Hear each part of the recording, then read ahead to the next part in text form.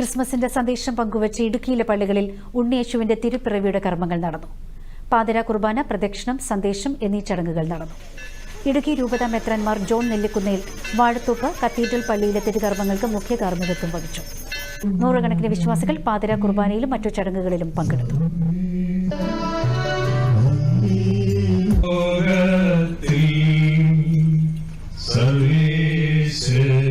മനുഷ്യവംശത്തെ മോചിപ്പിക്കുന്നതിന് വേണ്ടിയായിരുന്നു.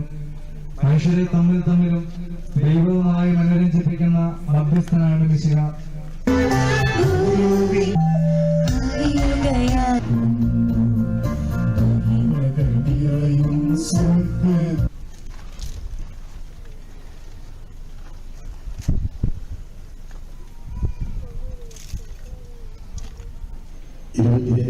ദിവസം ധ്യാനിച്ച് ഒരുങ്ങിയാണ് ഓർമ്മയിലേക്ക് നമ്മുടെ മനസ്സിനെ തിരിച്ചു